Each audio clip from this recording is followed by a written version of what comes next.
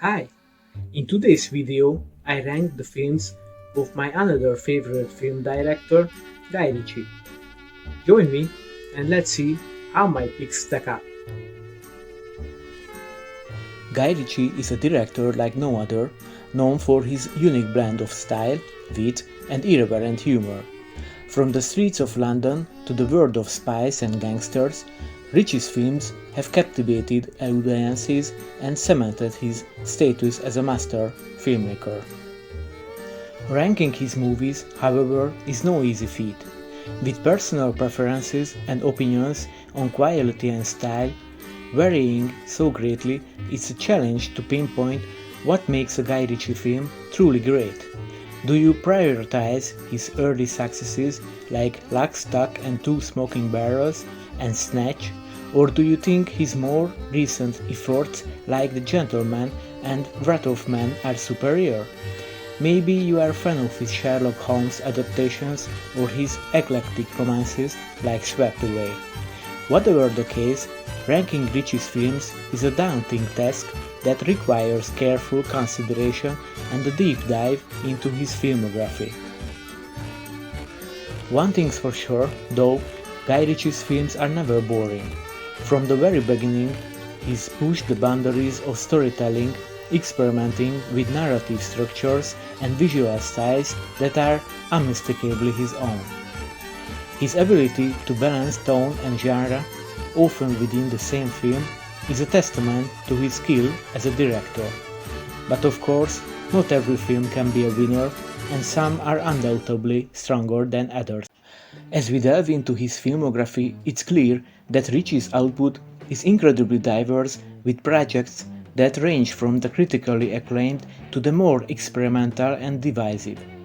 Where do his earliest efforts like Revolver or for example The Great Rock'n'Roller stand in comparison to his more recent blockbusters? How do his adaptations of beloved classics like Sherlock Holmes and Aladdin hold up against his original scripts? These are just a few of the questions I'll be exploring as I rank every single Guy Ritchie movie.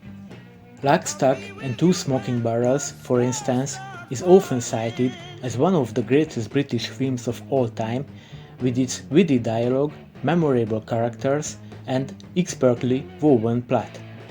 Snatch, on the other hand, is a more nuanced exploration of the London underworld, featuring a star-studded cast and some of Ritchie's most inventive storytelling.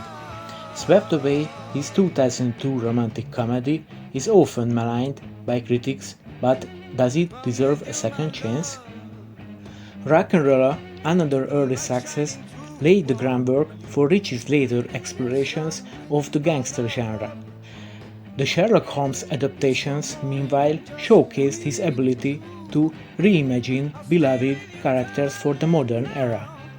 And then, of course, there's The Gentleman, one of his biggest foray into the world of British gangster cinema, which received widespread critical acclaim. Okay, let's dive into the ranking.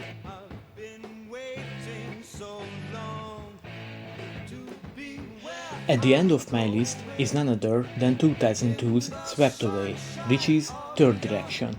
With this work, the director took a break after his two highly successful gangster films and tried his hand at the world of romantic comedy. The movie was widely criticized upon its release. It was shot in beautiful locations starring Madonna and Adriano Giannini. It is undoubtedly not Ritchie's most memorable work, but despite this, there is much to love about it. Swept Away is a film about the power of love to overcome even the most insurmountable obstacles. The penultimate is 2023's Operation Fortune, starring Jason Statham, Josh Hartnett, and Aubrey Plaza. The James Bond-like spy film is elegant, twisty, has good acting and beautiful locations. Guy Ritchie is a master of blending action, comedy, and style, and Operation Fortune is no exception. It's a movie that's been flying under the radar, but trust me, it's a cinematic gem that deserves your attention. Next on the list is Guy Ritchie's The Covenant, also from 2023, which I personally like, but overall for some reason it was not as popular as the director's previous films and was not commercially successful either. The film's biggest challenge may have been its lack of a clear target audience. Is it an action film or a drama? Maybe a thriller? It's really not easy to answer that. Some have praised its ambition, while others have found it to be too scattered. The next is Guy Ritchie's this year work, The Ministry of Ungentlemanly Warfare, which many of us have been waiting for, and fortunately we were not disappointed. It is true that the expected box office success was not achieved, but I think that we as viewers really have no reason to complain. The acting is excellent, the action scenes are terrifyingly Ritchie-like and brilliantly executed. As the movie reaches to its climax, you can feel the tension ratcheting up, the sound design and the visuals combining to create an almost overwhelming sense of immersion. I put Aladdin at number 11, which I also really liked. I remember that when I first heard, it was strange that a live-action adaptation of one of my favorite childhood stories would be released with the name of a director famous for making gangster films, but when I watched it, all my doubts disappeared. Guy Ritchie's Aladdin is a cinematic spectacle that promises to transport audiences to a whole new world of action and magic. By blending the fantastical elements of the beloved animated classic with his signature style of high-octane action, Ritchie breathes new life into this timeless tale. The next film in the compilation is The Man from U.N.C.L.E., which earned the 10th place, the director's 2015 spy film with many exciting action scenes starring Henry Cavill, Armie Hammer and Alicia Vikander. The film remained completely faithful to the popular TV series and brings back its atmosphere. From the sleek, high-tech gadgets to the retro fashion and sleek cars, every element of the production design is meticulously crafted to evoke the era. King Arthur, Legend of the Sword, Guy Ritchie's exciting and visually stunning costume adventure film, ranked 9th. The movie starring Charlie Hunnam, with stunning shots, a gorgeous soundtrack and great performances, cost a fortune but was not a huge box office success. One of the biggest challenges is making the fight and war scenes feel grounded and realistic, while also capturing the fantastical essence of the legend. This means walking a fine line between gritty, realistic action and over-the-top, fantastical sequences that evoke a sense of wonder and magic. In King Arthur, Ritchie tackles this challenge head-on, delivering a film that's both visceral and visually stunning. If you are looking for an adventure film that is really true to the legend of King Arthur, you should definitely not miss it. Almost in the middle of the list, in the 8th place, is Ritchie's 2005 psychological thriller action, heavily infused with Kabbalah, Revolver, starring Jason Statham.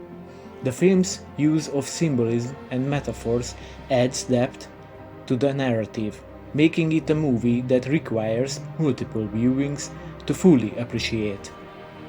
Guy Ritchie's 2021 one-person army action came in 7th. Wrath of Man, also starring Jason Statham, is, in my humble opinion, one of the best heist and revenge movie out of the many. I really like its atmosphere, the songs heard in the film, the dialogues and the acting. Age, played by Statham, joins a security company at the beginning of the film, which is not very clear why he does it. Nearing the top of the list, I put Sherlock Holmes, A Game of Shadows, the second part of Ritchie's deservedly popular and much-loved detective story, at number 6, although it does not live up to the first part, but is a very good and entertaining movie. Excellent performances by excellent actors, brilliant cinematography, lots of action and catchy tunes. The last third of the list starts with 2008's Rock'n'Rolla, starring Gerard Butler, Tom Hardy and Idris Elba. This movie is a real star cavalcade. Has a lot of famous actors in it, all of them give great performances, no exception.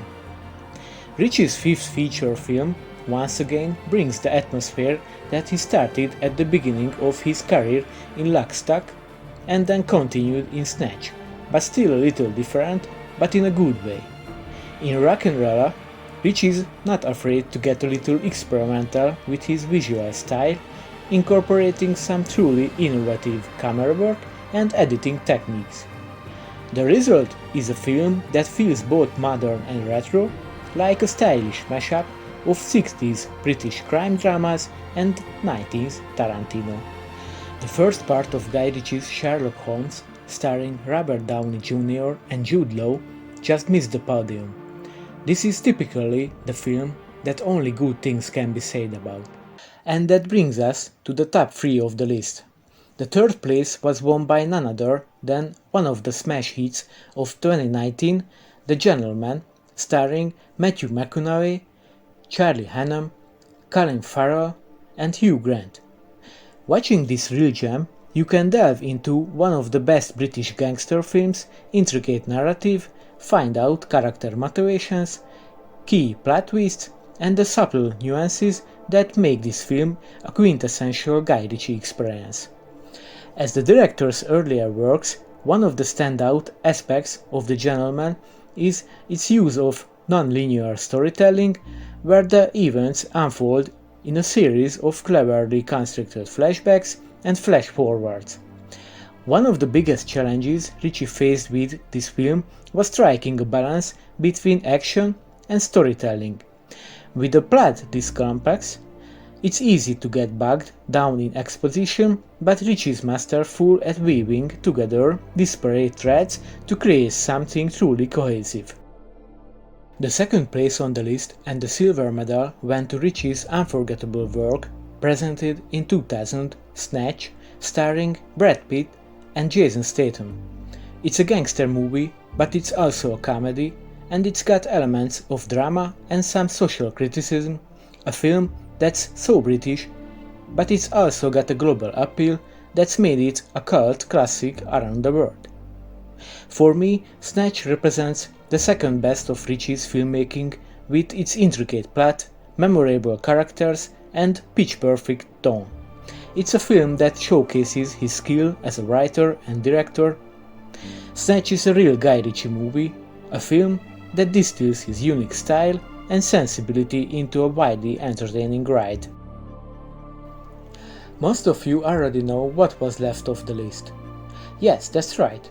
The absolute first place on the list, at the top of the podium, is none other than Guy Ritchie's very first feature film, The Lock, Stock and Two Smoking Barrels, released in 1998, starring Jason Statham and Vinnie Jones.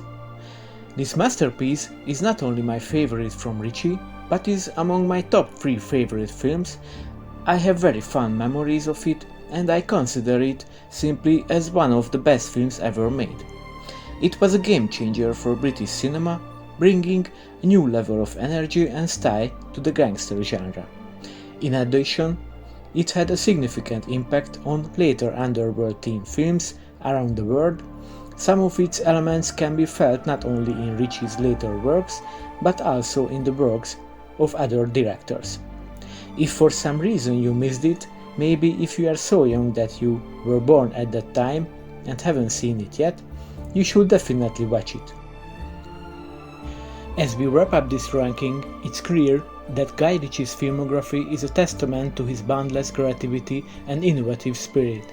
From his earliest successes to his later blockbusters, Ritchie has consistently pushed the boundaries of storytelling, experimenting with style, tone and genre in ways that are unmistakably his own. Whether you agree or disagree with my ranking, there's no denying the impact Guy Ritchie has had on the film industry. So what's your take on Guy Ritchie's filmography? Do you have a favorite film or a ranking of your own? Let me know in the comments below, and don't forget to check out the another videos where I explore more directors and film rankings. And if you would like to read about these films, get my book, link is in the description. See you next time. Bye.